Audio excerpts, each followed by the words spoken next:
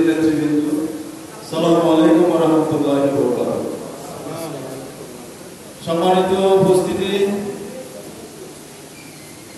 সুন্নতি একটি এমন একটি জায়গা, যে জায়গাটি হযরত শাহ আহমদ কামরা রাহমাতুল্লাহির বদৌলতে আজকে আলোকিত। বিশ্বের যে কোনো প্রান্তে সুন্নতির নাম বললে সুন্নতির মানুষকে আপন হিসেবে টেনে নেয়, মমত্ব দিয়ে নিজেদের আন্তরিকতা প্রকাশ করে দিয়ে সুন্নতির মানুষ। আমি নিজেই আজকে এখানে উপস্থিত হয়ে নিজেকে ধন্য মনে করতেছি সুন্নতির ভক্ত হিসেবে, একজন নগণ্য মানুষ হিসেবে। সম্মানিত উপস্থিতি, ৫৫তম মাহফিলে সিরাতুন নবী বিষয় নিয়ে আজকে এই প্রস্তুতি সবাই যেহেতু দাঁড়িয়েছি, শুধু দুটি কথা বলেই শেষ করব।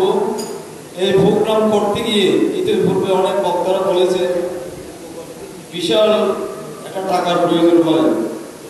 আমাদের দুটো বিষয় মাথায় রাখতে হবে এখানে।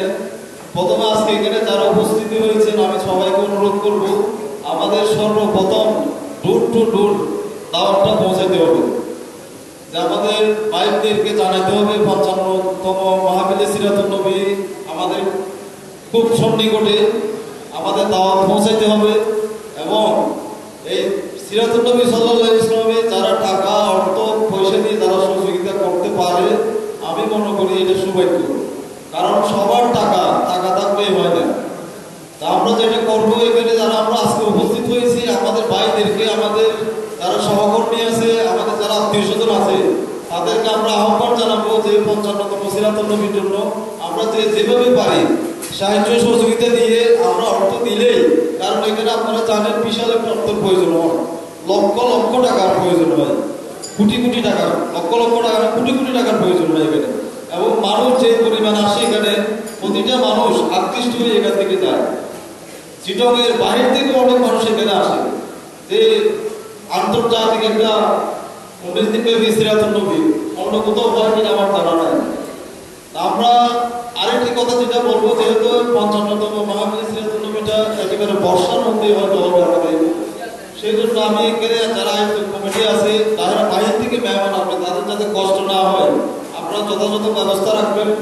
এই বিশাল মাঠে রয়েছে, এখানে যতটুকু সম্ভব যদি একটু ছামিয়ে নেওয়ার ব্যবস্থা থাকে বর্ষার প্রোটেকশনের জন্য, যতটুকু সম্ভব। কারণ মানুষ এখানে আসে তাদের নিরবিচ্ছিন্নভাবে, মানুষ যে উদ্দেশ্যে আসে, মানুষ এখানে আসে হচ্ছে আল্লাহ রাসূল সাল্লাল্লাহু আলাইহি ওয়াসাল্লামের এখানে সুন্নাত নিয়ে আলোচনা হয়, সিলেবাস ভিত্তিক। প্রতিটা আলেম ওলামা একরাম এখানে এসে আপনার সিলেবাস ভিত্তিক এখানে আলোচনা হয়, মানুষ এগুলো দেখে উদ্বুদ্ধ হয়ে এখানে আসে।